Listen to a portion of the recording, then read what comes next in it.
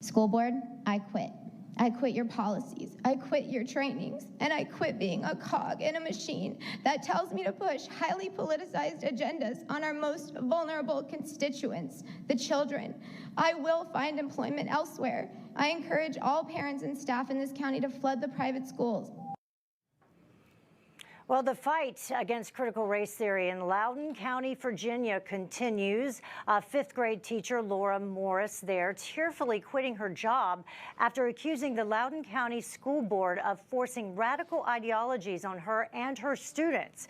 And Morris went on to say that the controversial curriculum is incompatible with her Christian faith. So let's bring back in our panel to discuss this. And Bob, Sellers, I will start with you because I know, obviously having children in that area, this has been a big concern for you. What did you think about this teacher standing up and her tearful testimony there? Yeah, it's heartbreaking, isn't it? I mean, you see this going on, and it affects people very directly. And I think it's because of the assumptions, Heather, that if you're white, you are racist. That if you are a person of color, you only advance because those in charge who happen to be white have allowed you to do that so that they look better.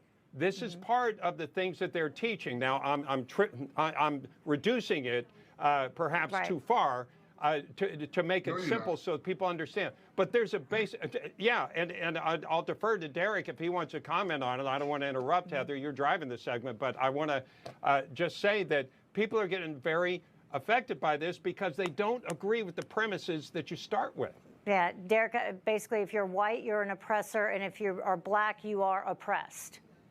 And that's, again, we've talked about this, and that's in the most simplest form in trying to describe it. Now, if you're going to teach history and teach it the right way, I'm okay with it.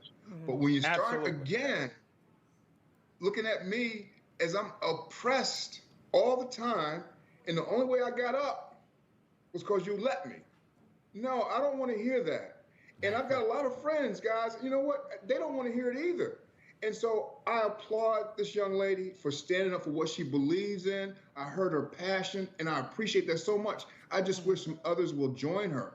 And the other thing about this too, man, private schools, I hope they take advantage of the influx of what's going to come to them, because this whole critical race theory thing, I think it's going to drive more divisiveness between us, particularly with these young minds, and have people growing up thinking things that just aren't true. Yeah, more and more and more folks are speaking out against it. And in fact, Jesse Jane, even though the amendments that were passed last night in the middle of the night, they're not binding, there was an amendment that was proposed and passed by Senator Tom Cotton that would ban federal funding toward CRT and critical race theory, and every Democrat did not vote in favor of that except one, which is what allowed it to pass, and that is Senator Manchin, that did agree with the Republicans that federal funding should not go toward funding critical race theory in our schools. What's so horrible about this is that the education system in the United States, which is basically the second best in the world as far as our public education system, we are ranked in the lowest when you look at test scores.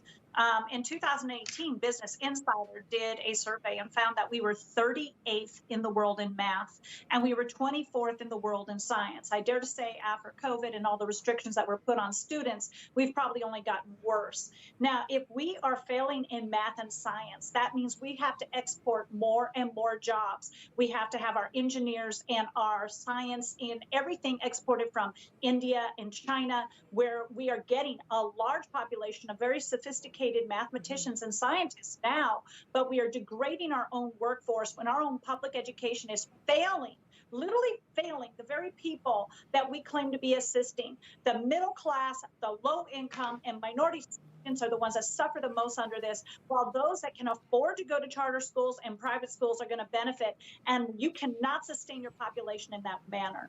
Yeah, Bob McEwen, just a final word on this. Well, it's teaching racism, and it wants to separate people out. Hollywood and Harvard and Yale, these places are now having separate graduation ceremonies based upon race. Unless you can read write, and add, you are a dependent person. And so in Oregon, you see they're doing away with reading and writing and arithmetic as a requirement to graduate, so that you will be dependent upon the state. That's why the Democrats didn't want black slaves to be taught to read and write, because when you have a good education, you can succeed, and they are dedicated to doing the opposite. Yeah, and Bob Sellers, they're not just separating out graduation ceremonies now. There was a story that has come out involving a school in Atlanta, Georgia, where a principal is separating students in classes based on their race. So you only have classes with white students, and you only have classes with black students. Yeah, and by the way, the principal that decided that was African American. Right. Yeah. Yes. Where are we going? Where are we headed? Where are we headed, guys? As I've said before, it's kind of like we have lost our moral compass. That's it. Where are we going? It's astounding. I mean, Derrick, you're probably not as old as I am, but if somebody had suggested 30 years ago that they were going to do away with the requirements for math and science and reading in a state, and then they even went further to say this will benefit our African American and Latino and all these. What an insult to all of those folks, first of all. But I don't know how that happens. It's just astounding. We've seen that. It happens because it's under the Democratic agenda. And so anything that comes from the Democrats, okay, they can just buy into it. And then the news and the narrative, it treats it like it's okay. And anything that comes from us as Republicans or conservatives, oh my God, what are they talking about? We need to do a better job of explaining ourselves and our policies too. That's why you're here with us today, Derrick. All right. One quick addition, if I could. Let me just quickly add that our rights come from God. They don't come from the group. So when you do away, and it's in our founding documents, it's essential. When you take God out of the classroom, when you take the 10 Commandments, thou shalt not steal, thou shalt not kill, thou shalt not commit adultery, when you take those things off of the classroom wall, then you get back to what the rest of the world had that made it different from America, where rights come from the group. And so you see the leftists having successfully removed God, and we're created equal in his sight. Now it's whichever group that you're supporting, and that means that tribalism and death and destruction. That's the opposite of what America was built upon, and we must restore it. And the schools have now exposed themselves. This COVID situation let parents look over their children's shoulders and see you're teaching that, and hopefully, as the teacher said, we'll go to once again parents being in charge of schools, and we'll put a stop to this racism that is the CRT program. Well, more and more of them are running for local school boards, so that I think is just the beginning.